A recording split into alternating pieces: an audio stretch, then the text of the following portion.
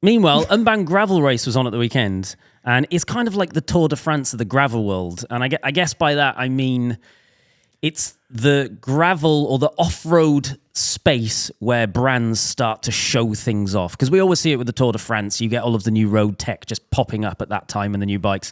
And we see that in the off-road space, gravel, whatever you want to call it, for Unbound. Lots of brands debuted their new bikes. So we saw a Pinarello, an Orbea, a Villia, a Specialized, and Factor. Factor's bike has 56mm tyre clearance and a suspension fork. Francis, suspension forks.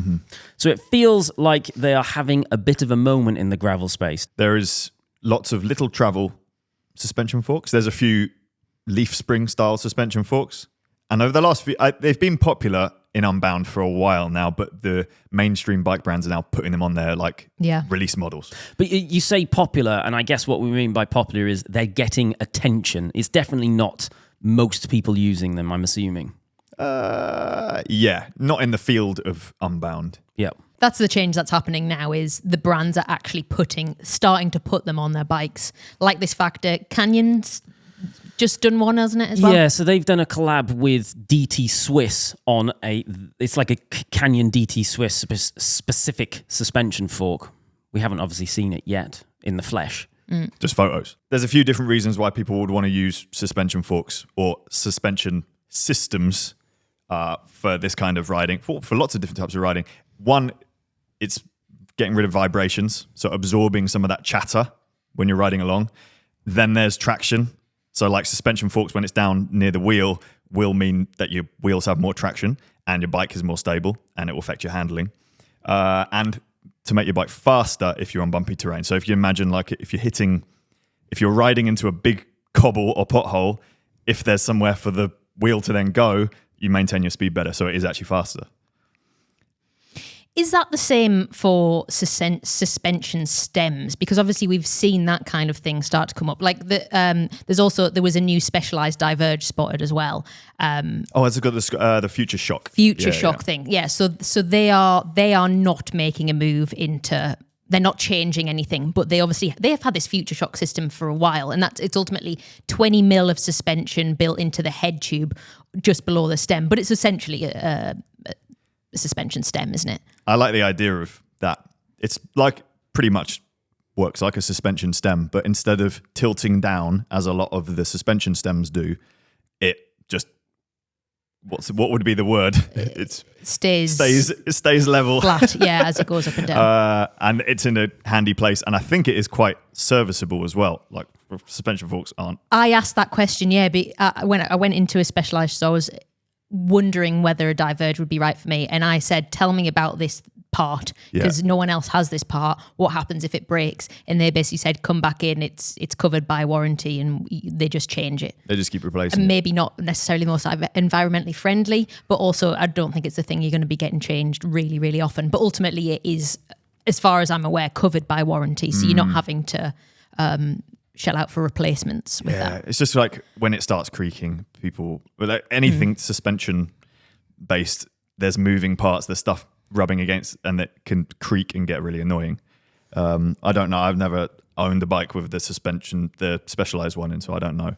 But anything in that location, so like it's going to suspend anything above it.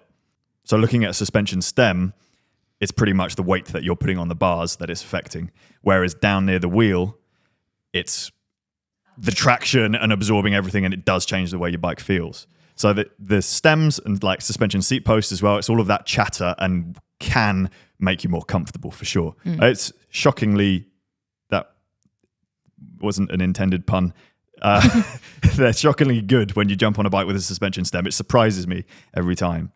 So I'm like, right, really does make a difference. But it must be comfort versus making the bike technically better. And your example of what a suspension fork does is kind of what's made me think that is you hit a bump, there's somewhere for that wheel to go. So essentially the bike is still maintaining that course. Whereas not having a suspension fork, but having a stem that has movement, whichever system you end up using, your bike is going to be affected by that bump, but you are going to be happier with the response. Definitely. You're not going to be as fatigued. It definitely feels more like a fatigue tool rather than a going over bumps tool. And it's less likely to affect your confidence as well. I think that's what we found when we slapped the stem on a road bike. We did the Redshift one, didn't we? Don't do that, by the way. I think, no, it was great. I think there's absolutely valid reasons for like it was good, but I think if you're what we did in that video is we took a road bike, we put a suspension stem on it. Racing bike specifically. Could we use it as a gravel bike? And what I now know is that road bike isn't rated for gravel. Oh. And that's why you shouldn't do that. Okay, yeah, don't do that. But it worked so good. It was amazing.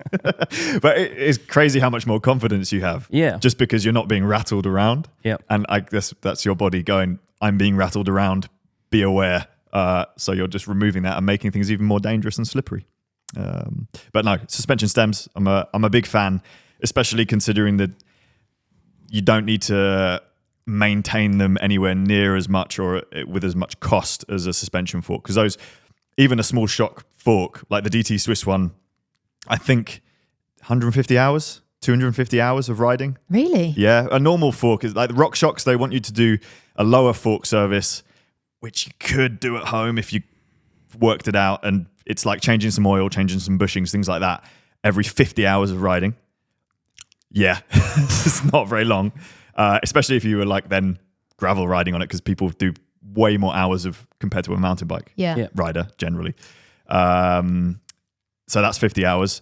Then a full service, which is usually take it to the shop and they will send it off to a service center, and then you get your fork back and then you put it back on the bike every 250 hours or sometimes 150 hours. It's surely not Depends the on the same brand. for the gravel designed forks. It is.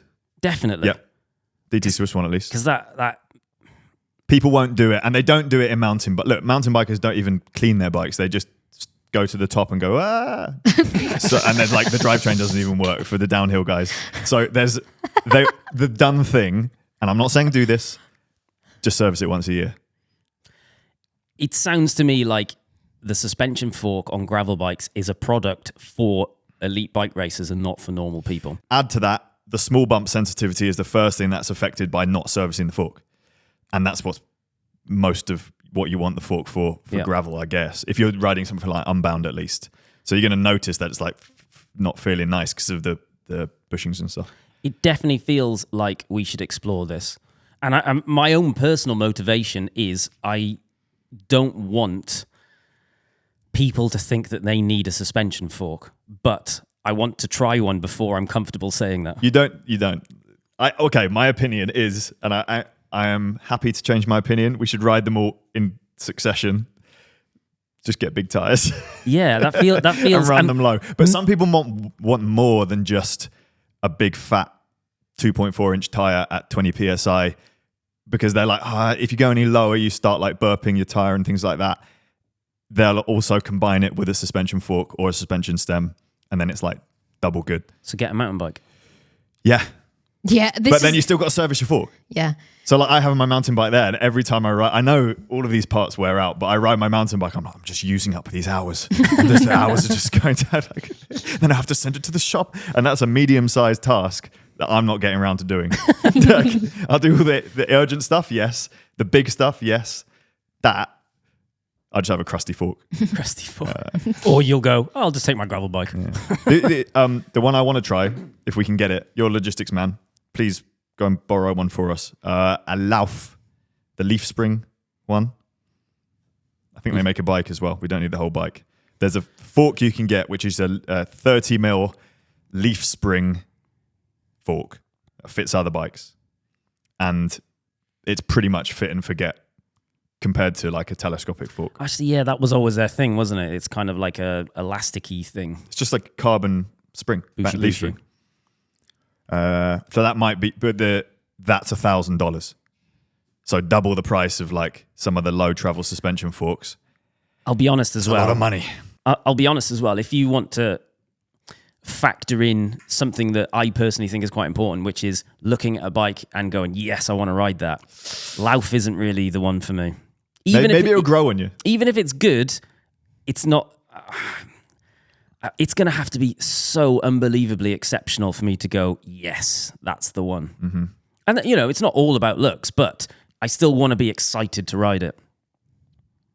And I guess I would be if you know that riding that bike is the absolute nuts, then you are then excited for it. So It definitely change plays a your factor. perception of it. We definitely, there is definitely a Cade video in the future of exploring these things, I think. Because, and I think one of the reasons for that is there is now marketing out there, and there are things that are happening which are telling to people you need a suspension fork, and I want us to be able to go, well, maybe you don't, or maybe consider these things as well. Yeah. So we should. I think we should there's get so stuff. many levels of options available. Like even the stems. There's a BBB release one, and it's like 70 quid instead of. Did you realize how expensive suspension stems were? When we did the Redshift one, it's like 200 quid. Yeah. Cane Creek one, it's 200 quid. That's a lot of money. Yeah. Despite them being great, although they do tilt. Tilted. There's one called a Vecnum Frequence, and that has a 2 pivots as like a parallelogram. So more similar to how the Future Shock from Specialized would feel. And I think that's really good, but it's out of stock everywhere. Because it must be the best suspension stem in the world. All the worst, and they just didn't remake it. All that. I think it's good though. Do you think that Unbound is basically like, or Gravel/Unbound is like the new Fixie Red Hook Crick scene? Because it's so like social media led, isn't it? Well, amazing. And full of ex-pros. And high likelihood of crashing and breaking both your arms. Yeah. Yeah, it's good. Yeah, it's like the new alt scene, isn't it? It's like, I feel like you can compare it to music in the sense that you always have your pop music, and then you also have another genre which is like pop but alternative. So back in the day, it was like indie. I always thought I was really cool because I liked indie music, but indie music was just popular then, but it was like the alternative to pop. Whereas now, I don't know, what is it? It's probably more like rap R&B kind of thing, as well as just dance music or whatever. It's that everything's cyclical, isn't it? Yeah, the Fixie, I'm sure we'll have Fixie people listening saying Fixie is not dead, but I don't know, they feel like there was a real hype around Sorry it. to break it to you, but it is. Sorry, Fixie people. Fixie would never die. Me and Benny both got our Fixie. Benny's just shaking his head in the background. But yeah, it's an Instagram bike race now, isn't it? Unbound. I think you can watch it, can't you? Can you watch it somewhere on the internet? They did really good live coverage. Yeah, I think I online. saw like 30,000 people watched it or something like that. But it is very... If only the Tour de France did that. But yeah, it is... I know what you mean by that, Jimmy. Yes. Did you see Keegan Swenson's weird wheel? I saw a photo, and I'm assuming it's the photo with the 2 valves. Yes. And it angered me, and then I stopped looking. So what is it? He drilled a hole opposite the valve hole of his wheel. Yep. So it was set up tubeless from one side and then a flat inner tube on the other side. As a backup, if the tubeless failed, he could just put some air into that tube, which probably was TPU, maybe 40 grams, 50 grams. I think that's Worth quite a it. good hack. Not for everyday riders, but for that race. Yeah, don't start drilling Well, your wheels. It's definitely not for everyday riders because it voids your warranty and in theory reduces the integrity of the rim. So do not ever do this if you are listening to this. But that doesn't actually sound as bad as I thought it was going to. I had a feeling it was going to be an inflated tube with sealant, and it was just going to be the most ridiculous thing ever. No, then if it was inflated, the sealant wouldn't work. The rest of the sealant. Say that again? If it was inflated, the sealant for the tubelessness of the wheel would not work. Well, it depends how much you inflated it, I guess. Oh, just a little bit. So he reduced the amount of pumps. I kind of hate now that it actually is a kind of a good idea. It is. It's so annoying, isn't it? Almost as good as grass. What happened to like the days where you'd have tubs with like slime in them? You could get inner tubes with slime in them. And I remember coming downstairs in the bike shop I worked at, Jack the mechanic, hi Jack, was just covered in green slime, as was the ceiling. And he just like exploded an inner tube. It was very good. Never used them. Same. Probably work, maybe. I did with my tubs. We used to put sealant inside tubs. Did you used to do that?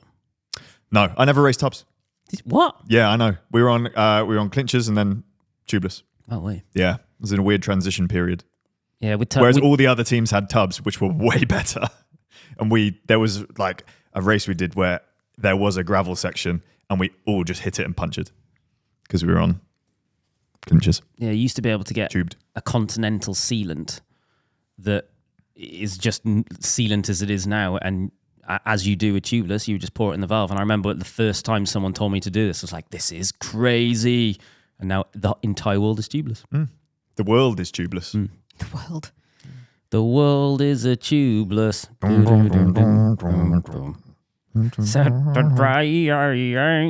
Guys, we're on an hour right now. We do not have time for this. We're only halfway No, through it's only the 3 podcast. minutes Okay. over the song. Oh, okay. Great.